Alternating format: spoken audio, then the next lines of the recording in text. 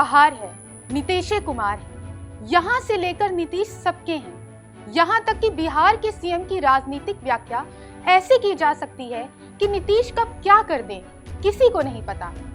असल में बिहार की राजनीति में एक बार फिर उथल-पुथल के संकेत मिल रहे हैं। मुख्यमंत्री नीतीश कुमार की चुप्पी और अचानक अस्वस्थ होने की खबरें चर्चा का विषय बन गई हैं। इन सब के बीच बीजेपी और जेडीयू के बीच संबंधों में तनाव की खबरें भी सियासी गलियारों में जोर पकड़ रही हैं। पिछले हफ्ते केंद्रीय गृह मंत्री अमित शाह के नेतृत्व संबंधी बयान, जेडीयू नेताओं का बदलता रुख और एनडीए की बैठकों ने इस चर्चा को और हवा दी है कि क्या नीतीश कुमार फिर से पाला बदलने की तैयारी में हैं?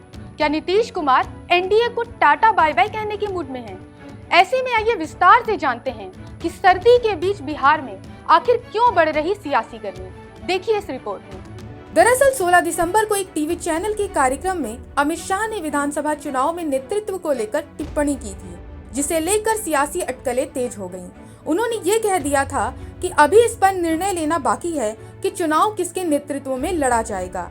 उसके बाद संसद में अमित शाह ने अंबेडकर को लेकर बयान दिया। उनके भाषण को अंबेडकर का अपमान बताकर आम आदमी पार्टी के संयोजक और दिल्ली के पूर्व सीएम अरविंद केजरीवाल ने नीतीश कुमार को पत्र लिखा। इसके बाद बिहार के सीएम नीतीश कुमार अचानक बीमार हो गए। वहीं एनडीए की बैठक के बाद बीजेपी के प्रदेश अध्यक्ष दिलीप जायसवाल की ओर से नीतीश के नेतृत्व में ही चुनाव लड़ने संबंधी बयान का आना, फिर केंद्रीय नेतृत्व के फैसले की बात कहकर जायसवाल का बयान से पलटना, उसके बाद बीजेपी कोर कमेटी की अचानक दिल्ली में बैठक और 8 जनवरी को अमित शाह के बिहार दौरे की घोषणा ने इस तनाव को और स्पष्ट कर दिया। ये सभी सप्ताह भर के भीतर की सियासी घटनाक्रम है। इन सब के अलावा नीतीश की चुप्पी ने भी सबको हैरान कर दिया है। हालांकि चुप्पी अक्सर इंसानी फितरत के खतरनाक नतीजों का संकेत साबित होती है। खास तौर पर नीतीश की चुप्पी अब तक ऐसी ही साबित हुई है। लोगों ने इसे पहले भी महसूस किया है। यही वजह है कि पटना से लेकर दिल्ली तक के लोग बिहार की राजनीति में फिर से बदलाव के संकेत महसूस कर रहे हैं। कयास लगाए जा रहे हैं कि नीतीश कुमार फिर से पाला बदलेंगे। जाहिर है कि अगर वे ऐसा करते हैं तो वे फिर से इंडिया ब्लॉक में चले जाएंगे, और अगर ऐसा होता है तो ये बीजेपी के लिए बिल्कुल भी शुभ नहीं होगा। अब ऐसे में सवाल उठता है कि क्या नीतीश कुमार एनडीए छोड़ पाएंगे? क्या उनके लिए पाला बदलना आसान होगा?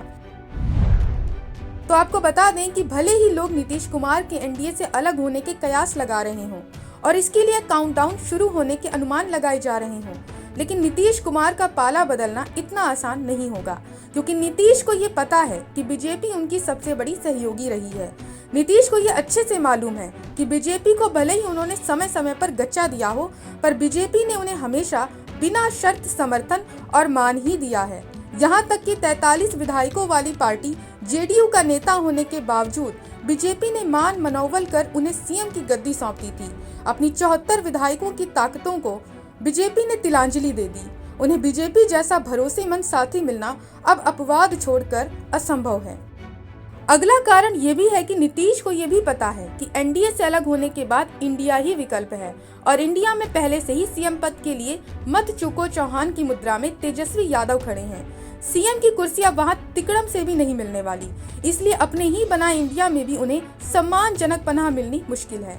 ऐसे में वे किस लाभ के लिए कहीं जाएंगे, और साथ ही अपनी अवस्था और अस्वस्थता का भी नीतीश को निश्चय ही भान होगा।